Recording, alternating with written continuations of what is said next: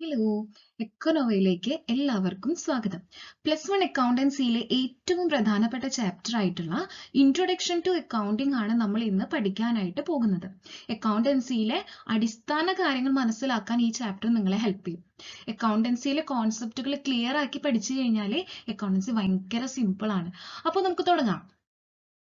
ഉദ്ദേശിക്കുന്നത് നോക്കിയേ, ആദ്യം തന്നെ അവർ കൊടുത്തിരിക്കുകയാണ് അക്കൗണ്ടിങ്ങിന്റെ ഡെഫിനിഷൻ കൊടുത്തിരിക്കുകയാണ്. കണ്ടോ, അക്കൗണ്ടിങ്ങിന്റെ ഡെഫിനിഷൻ. എന്താ അക്കൗണ്ടിങ്ങിന്റെ ഡെഫിനിഷൻ? അതിനു മുന്നേ നമുക്ക് എന്താ അക്കൗണ്ടിങ് എന്ന് പറയാം.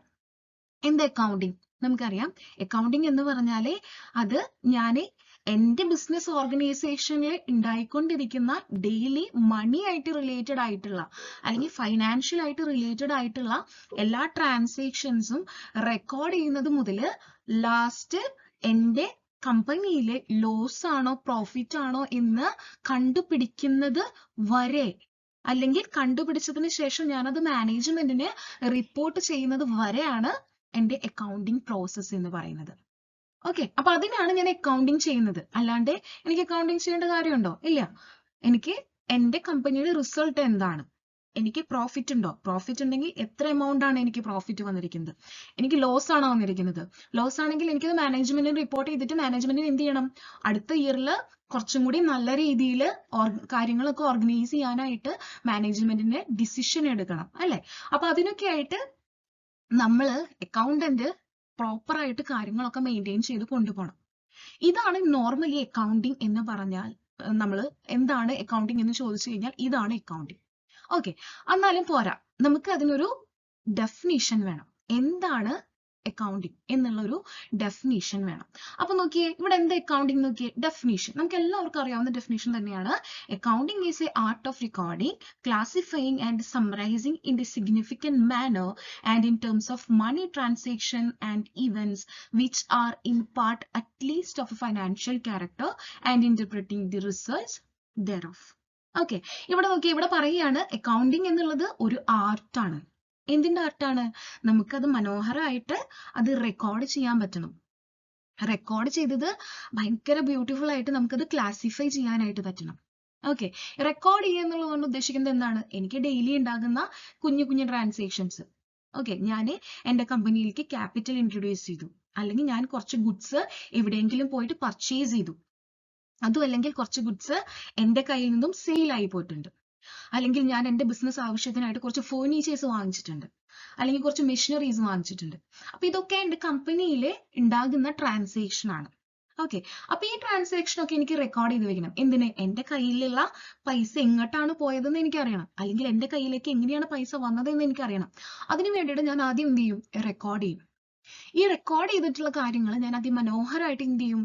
അതിമനോഹരമായിട്ട് ഞാനത് ക്ലാസിഫൈ ചെയ്യും.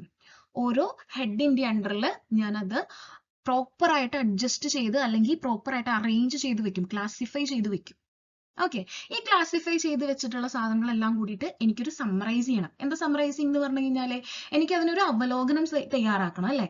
എത്ര എനിക്ക് അസറ്റുകൾ ഉണ്ട്, അല്ലെങ്കിൽ എനിക്ക് എത്ര ലയബിലിറ്റീസ് ഉണ്ട് എന്നൊക്കെ പറഞ്ഞിട്ട് എനിക്ക് അതൊന്ന് സമ്മറൈസ് ചെയ്യണം. ഓക്കെ, സമ്മറൈസ് ചെയ്യുന്നത് എങ്ങനെയായിരിക്കും? ഇൻ എ സിഗ്നിഫിക്കന്റ് മാനറിലായിരിക്കും ഞാനത് എന്ത് ചെയ്യുന്നുണ്ടാവുക, സമ്മറൈസ് ചെയ്യുന്നുണ്ടാവുക. ഓക്കെ, ഞാനത് സമ്മറൈസ് ചെയ്തു. അത് ഇങ്ങനെ ചെയ്യുന്നതൊക്കെ എന്ത് ക്യാരക്ടർ ഉള്ളതായിരിക്കണം? ഫൈനാൻഷ്യൽ ക്യാരക്ടർ ഉള്ളതായിരിക്കണം. അതാണ് ഇവിടെ പറയുന്നത്. നോക്കിയേ, in terms of money transaction and events which are in part at least of a financial character. നോക്കിയേ, എൻ്റെ കമ്പനിയിൽ ഒത്തിരി എംപ്ലോയീസ് ഉണ്ട്. ഓക്കെ, ഇത്ര അധികം എംപ്ലോയീസ് ഉള്ളതില് ഒരു പെർട്ടിക്കുലർ ആയിട്ടൊരു 3-4 എംപ്ലോയീസ് ഭയങ്കര ലോയൽ ആണ്. പക്ഷെ ഉള്ള എംപ്ലോയീസിനെല്ലാം ഞാൻ കൊടുക്കുന്ന സാലറി സെയിം സാലറിയാണ്. ഓക്കെ, അപ്പൊ എനിക്ക് പ്രത്യേകം അവർ ലോയൽ ആണ് എന്ന് പറഞ്ഞിട്ട് എനിക്ക് റെക്കോർഡ് ചെയ്യാൻ പറ്റുമോ? ഇല്ല, എനിക്കത് റെക്കോർഡ് ചെയ്യേണ്ട കാര്യമില്ല. ഞാൻ റെക്കോർഡ് ചെയ്യൂല. കാരണം എന്താ? ഞാൻ ഫിനാൻസുമായിട്ട് ബന്ധമുള്ള അല്ലെങ്കിൽ ക്യാഷ് ട്രാൻസാക്ഷൻ അതിൽ ഇൻവോൾവ് ആയിട്ടുള്ള കാര്യങ്ങൾ മാത്രമേ ഞാൻ റെക്കോർഡ് ചെയ്യുള്ളൂ. മനസ്സിലായെന്ന് വിചാരിക്കണോ? അതാണ് നമ്മൾ ഈ പാർട്ടിൽ പറയുന്നത്, in part at least of a financial character. നമ്മൾ എന്തെങ്കിലും റെക്കോർഡ് ചെയ്ത് വെക്കുന്നുണ്ടെങ്കിൽ അതിൽ എന്തുണ്ടായിരിക്കണം? ഫൈനാൻഷ്യൽ ക്യാരക്ടർ അതിൽ ഇൻവോൾവ് ആയിരിക്കണം. And interpreting the results thereof. നമുക്ക് എന്തറിയണം? എന്തിനു വേണ്ടിയിട്ടാണ് നമ്മൾ ബേസിക് ആയിട്ട് റെക്കോർഡിംഗ് ചെയ്യുന്നത്, അക്കൗണ്ടിങ് ചെയ്യുന്നത്? നമുക്ക് റിസൾട്ട് എന്താണെന്ന് അറിയണം അല്ലെ. എന്താ ബിസിനസിന്റെ റിസൾട്ട്? നമുക്ക് ചിലപ്പോൾ പ്രോഫിറ്റ് കിട്ടാം, അല്ലെങ്കിൽ ലോസ് ആയിരിക്കാം, അല്ലേ? ഒന്നുകിൽ പ്രോഫിറ്റ് ആയിരിക്കാം, അല്ലെങ്കിൽ ലോസ് ആയിരിക്കാം. അപ്പൊ അത് കണ്ടുപിടിക്കാനായിട്ട് നമ്മളെ ഹെൽപ്പ് ചെയ്യുന്നതാണ് എന്തെന്ന് പറയുന്നത്, അക്കൗണ്ടിങ് എന്ന് പറയുന്നത്. ഡെഫിനേഷൻ ക്ലിയർ ആയി എന്ന് വിചാരിക്കുന്നു. അപ്പൊ നോക്കിയേ, ഡെഫിനേഷൻ നമുക്ക് എന്തൊക്കെ കിട്ടി? നമുക്ക് ദേ ഫങ്ഷൻസ് കിട്ടി. കണ്ടോ? അക്കൗണ്ടിങ്ങിന്റെ ഫങ്ഷൻസ് എന്താണെന്ന് ആരെങ്കിലും നമ്മുടെ അടുത്ത് ചോദിച്ചാൽ, നിങ്ങൾക്ക് ഡെഫിനേഷൻ അറിയാമെന്നുണ്ടെന്നുണ്ടെങ്കിൽ നമുക്ക് അതിൽ നിന്ന് പറക്കി എന്ത് എഴുതാൻ പറ്റും? ഫങ്ഷൻസ് എഴുതാൻ പറ്റും. എന്തൊക്കെയാ ഫങ്ഷൻസ് നോക്കിയേ? Recording, classifying, summarizing, deals with the financial transaction, analysis and interprets, communicates. Okay, മനസ്സിലായി എന്ന് വിചാരിക്കുന്നു. റെക്കോർഡ് ചെയ്യണം, റെക്കോർഡ് ചെയ്തത് പിന്നെ ഞാൻ ക്ലാസിഫൈ ചെയ്യണം, ക്ലാസിഫൈ ചെയ്തത് പിന്നെ ഞാൻ സമ്മറൈസ് ചെയ്യണം, സമ്മറൈസ് ചെയ്തത് എന്ത് ക്യാരക്ടർ ഉള്ളതായിരിക്കണം? ഫൈനാൻഷ്യൽ ക്യാരക്ടർ ഉള്ളതായിരിക്കണം. ആ ക്യാരക്ടേഴ്സ് ആ റെക്കോർഡ് ചെയ്ത് വെച്ചത് എനിക്ക് എന്ത് ചെയ്യണം? അനലൈസ് ചെയ്യണം. അനലൈസ് ചെയ്തിട്ട് നമുക്ക് കിട്ടും എന്ത്? പ്രോഫിറ്റ് ആണോ ലോസ് ആണോ എന്നുള്ളത് കിട്ടും. അത് എനിക്ക് മാനേജ്മെന്റോ അല്ലെങ്കിൽ ഓണർ ആയിട്ട് എനിക്ക് കമ്മ്യൂണിക്കേറ്റ് ചെയ്യണം. ഇതാണ് ഫങ്ഷൻസ് ഓഫ് അക്കൗണ്ടിങ് എന്ന് പറയുന്നത്. അപ്പൊ നോക്കി, നമ്മളെ ഡെഫിനേഷനിലുള്ള അതേ പോയിന്റ്സ് തന്നെയാണ് നമ്മൾ ഫംഗ്ഷൻസിലും പഠിച്ചിട്ടുള്ളൂ. അപ്പൊ നിങ്ങൾ ഡെഫിനേഷൻ പഠിച്ചെങ്കിൽ നമുക്ക് ഫംഗ്ഷൻസ് അറിയും. ഇനി നിങ്ങൾക്ക് ഒരു എക്സ്ട്രാ ബോണസും കൂടി ഉണ്ട്. ഈ ഫംഗ്ഷൻസ് തന്നെയാണ് നമ്മുടെ അക്കൗണ്ടിങ് പ്രോസസ് എന്ന് പറയുന്നത്. അക്കൗണ്ടിങ് പ്രോസസ് സ്റ്റാർട്ട് ചെയ്യുന്നത് എവിടുന്നാ? റെക്കോർഡിംഗ്. അതായത് അക്കൗണ്ടിങ് പ്രോസസ് സ്റ്റാർട്ട് ചെയ്യുന്നത് ജേർണലിൽ നിന്നാണ്. ജേർണൽ എന്ന് പറഞ്ഞു കഴിഞ്ഞാൽ എന്താണ്? നമ്മൾ ട്രാൻസാക്ഷൻ റെക്കോർഡ് ചെയ്യുന്ന പൊസിഷൻ ആണ് ജേർണൽ. ഇപ്പൊ നിങ്ങൾ ഫംഗ്ഷൻസ് എന്നുള്ളത് പഠിച്ചാൽ മതി. നമുക്ക് ആ ചാപ്റ്ററിലേക്ക് എത്തുമ്പോൾ നമുക്ക് പ്രോസസ്സും പഠിക്കാം. ഓക്കെ, അപ്പൊ ഇത്രയും കാര്യങ്ങൾ ക്ലിയർ ആയി എന്ന് വിചാരിക്കണം. നമുക്ക് അടുത്ത സ്ലൈഡിലേക്ക് പോകാം. ഇവിടെ നമ്മൾ പഠിക്കുന്നത് ഇൻട്രസ്റ്റഡ് യൂസേഴ്സ് ആണ്. അതായത് നമ്മുടെ അക്കൗണ്ടിങ് ഇൻഫോർമേഷൻസ് ആവശ്യമായിട്ടുള്ള പാർട്ടീസ് ഉണ്ടായിരിക്കും. എൻ്റെ ഇൻഫോർമേഷൻ അല്ലെങ്കിൽ എൻ്റെ കമ്പനിയുടെ റിസൾട്ട് പ്രോഫിറ്റ് ആണോ ലോസ് ആണോ എന്ന് അറിയാനായിട്ട് ഇഷ്ടമുള്ള കുറച്ച് ആൾക്കാരുണ്ട്, അറിയാനായിട്ട് താല്പര്യമുള്ള കുറച്ച് ആൾക്കാരുണ്ടായിരിക്കും, ഇല്ലേ? അവരെയാണ് നമ്മൾ ഇൻട്രസ്റ്റഡ് യൂസേഴ്സ് എന്ന് പറയുന്നത്. അത് തന്നെ രണ്ട് തരത്തിലാണ് നമ്മൾ ക്ലാസിഫൈ ചെയ്തിട്ടുള്ളത്. ഒന്ന് ഇന്റേണൽ യൂസേഴ്സും രണ്ടാമത്തെ എക്സ്റ്റേണൽ യൂസേഴ്സും. ഓക്കെ, ഇന്റേണൽ യൂസേഴ്സിൽ വരുന്നത് owners, management, investors.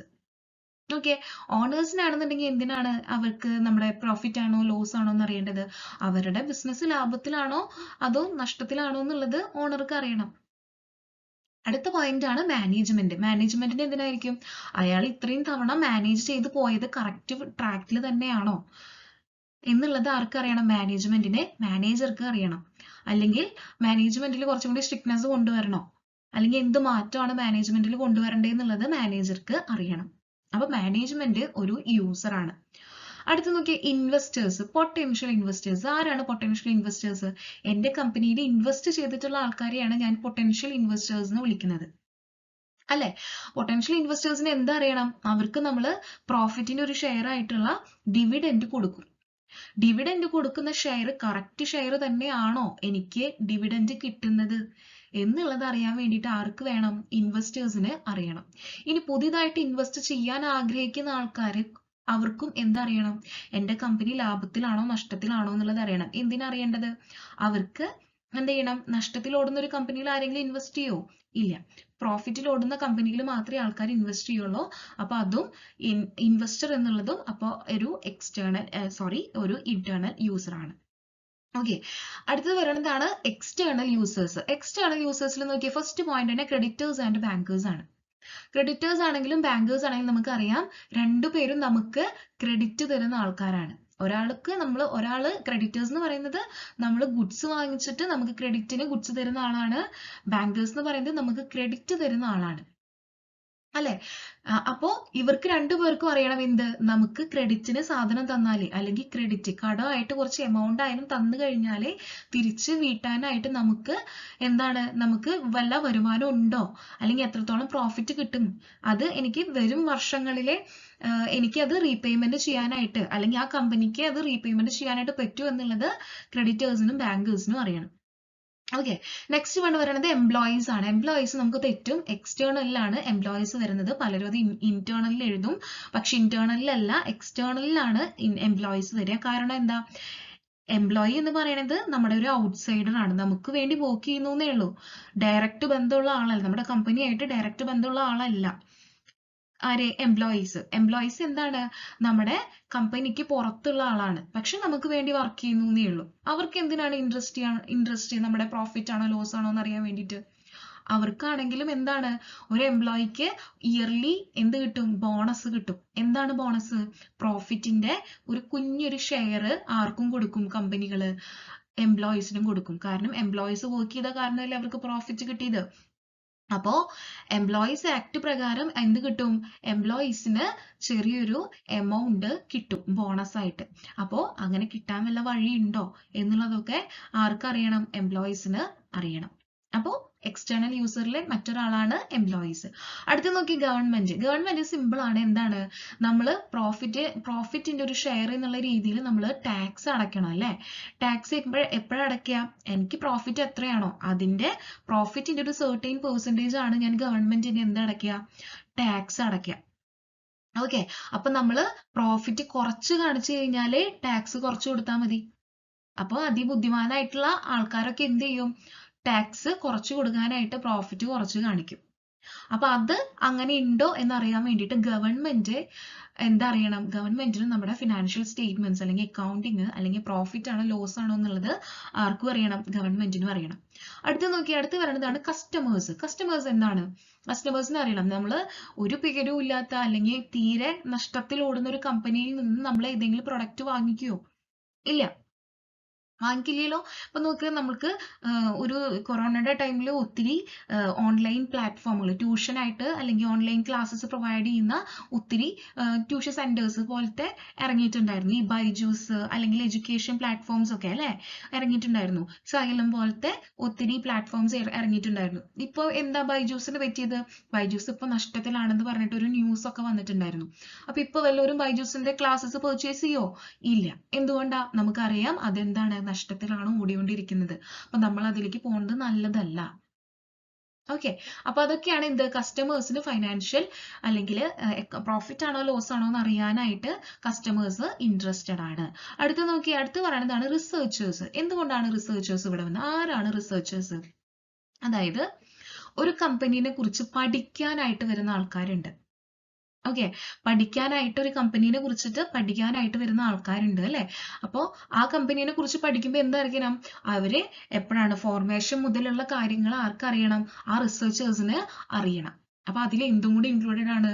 Profit and loss അക്കൗണ്ടും കൂടി ഇൻക്ലൂഡഡ് ആണ്. അതായത് കമ്പനിക്ക് പ്രോഫിറ്റ് ആണോ ലോസ് ആണോ ഉണ്ടായത്, അവരുടെ എങ്ങനെയൊക്കെയാണ് അവരുടെ ആക്ടിവിറ്റീസ് പോയിരുന്നത്, അല്ലെങ്കിൽ ആക്ടിവിറ്റീസ് ത്രൂ ഒക്കെ ഇവർക്ക് എത്രത്തോളം ലാഭം ഉണ്ടായിട്ടുണ്ട്, അല്ലെങ്കിൽ അവരുടെ മാനേജ്മെന്റ് ഡിസിഷൻ എങ്ങനെയായിരുന്നു, അവരുടെ പ്ലാനിങ് എങ്ങനെയായിരുന്നു, ബഡ്ജറ്റിംഗ് എങ്ങനെയായിരുന്നു, അതൊക്കെ റിസർച്ചേഴ്സ് അറിയണം. അപ്പൊ അതിനൊക്കെ വേണ്ടിയിട്ട് റിസർച്ചേഴ്സിനും എന്ത് അറിയണം? അവരും ഒരു എക്സ്റ്റേണൽ യൂസർ ആണ്, എക്സ്റ്റേണൽ ഇൻട്രസ്റ്റഡ് യൂസർ ആണ്. ഓക്കെ, ഇതൊക്കെയാണ് ഇൻട്രസ്റ്റഡ് യൂസേഴ്സ് എന്നുള്ള സ്ലൈഡിൽ നമുക്ക് പഠിക്കാനുള്ളത്. അടുത്ത സ്ലൈഡ് നോക്കി, ഒബ്ജക്റ്റീവ്സ് ഓഫ് അക്കൗണ്ടിങ് ആണ് നമ്മൾ ഈ സ്ലൈഡിൽ പറയുന്നത്. ഓക്കെ, ഈ വീഡിയോ തുടങ്ങുമ്പോൾ മുതൽ നമ്മൾ പറയുന്നതാണ് അക്കൗണ്ടിങ് എന്തിനാണ് ചെയ്യുന്നത്, എന്തിനു വേണ്ടിയാണ് അക്കൗണ്ടിങ് ചെയ്യുന്നത്, എന്താണ് അക്കൗണ്ടിങ് ഇല്ലേ. അപ്പോൾ അതെല്ലാം കൂടി നമ്മളൊരു 4 പോയിന്റിൽ ഇട്ടിരിക്കുകയാണ് ഒബ്ജക്റ്റീവ്സ് ഓഫ് അക്കൗണ്ടിങ്.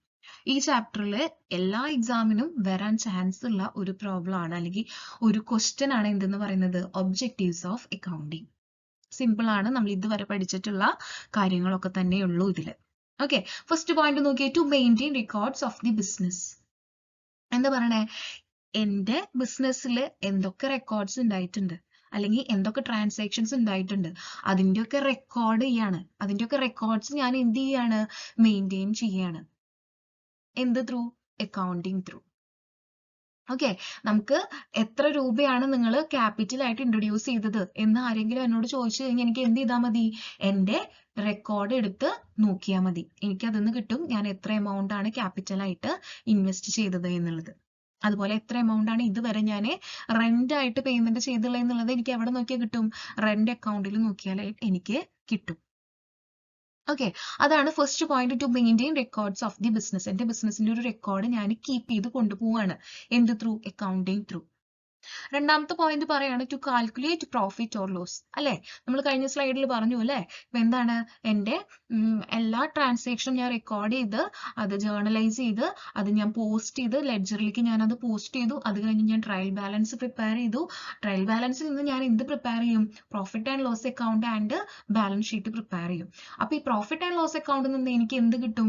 എൻ്റെ കമ്പനി പ്രോഫിറ്റിലാണോ ഇത്രയും നാൾ ഓടിക്കൊണ്ടിരുന്നത് അതോ ലോസിലാണോ എൻ്റെ കമ്പനി പോയിക്കൊണ്ടിരുന്നത് എന്നുള്ളത് എനിക്ക് കണ്ടുപിടിക്കാനായിട്ട് പറ്റും. അപ്പൊ പ്രോഫിറ്റ് ആൻഡ് ലോസ് അക്കൗണ്ട് എന്തിനെ ഹെൽപ്പ് ചെയ്യും? പ്രോഫിറ്റ് ആണോ ലോസ് ആണോ എന്നുള്ളത് അസേർട്ടൈൻ ചെയ്യാനായിട്ട് എന്നെ ഹെൽപ്പ് ചെയ്യും. അപ്പൊ രണ്ടാമത്തെ പോയിന്റ് ആണ് to calculate profit or loss. മൂന്നാമത്തെ പോയിന്റ് നോക്കിയേ, ഡിപിക്ഷൻ ഓഫ് ഫൈനാൻഷ്യൽ പൊസിഷൻ. എൻ്റെ ഫൈനാൻഷ്യൽ പൊസിഷൻ എനിക്കൊന്ന് ഫിക്സ് ചെയ്യാൻ വേണ്ടിയിട്ട് എനിക്ക് എന്ത് ഹെൽപ്ഫുൾ ആണ്? ഫൈനൽ അക്കൗണ്ട്സ് അല്ലെങ്കിൽ അക്കൗണ്ടിങ് ഹെൽപ്ഫുൾ ആണ്. ഓക്കെ, ഫൈനാൻഷ്യൽ പൊസിഷൻ എന്ന് പറഞ്ഞു കഴിഞ്ഞാൽ എൻ്റെ അസറ്റ് എത്രത്തോളം ഉണ്ട്, അല്ലെങ്കിൽ എനിക്ക് എത്രത്തോളം ക്യാപിറ്റൽ ഉണ്ട്, അല്ലെങ്കിൽ എനിക്ക് എത്രത്തോളം ലൈബിലിറ്റി ഉണ്ട്. ഇതിനൊക്കെയാണ് നമ്മൾ ഫൈനാൻഷ്യൽ പൊസിഷൻ എന്നുള്ളത് കൊണ്ട് ഉദ്ദേശിക്കുന്നത്.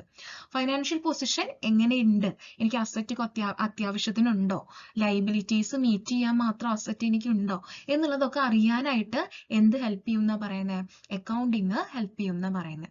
ലാസ്റ്റ് നോക്കിയേ, to make information available to various groups or users. നമ്മൾ തൊട്ട് മുന്നത്തെ സ്ലൈഡിൽ പഠിച്ചു അല്ലെ, ഇൻട്രസ്റ്റഡ് യൂസേഴ്സ്. അതിന്റെ അവർക്ക് കൊടുക്കാനായിട്ടുള്ള ഇൻഫോർമേഷൻ നമുക്ക് എങ്ങനെ പ്രിപ്പയർ ചെയ്യാൻ പറ്റുന്നത്? അക്കൗണ്ടിങ് ത്രൂ ആണ് നമുക്ക് അവർക്ക് കൊടുക്കാനുള്ള ഇൻഫോർമേഷൻസ് പ്രിപ്പയർ ചെയ്യാനായിട്ട് പറ്റുന്നത്.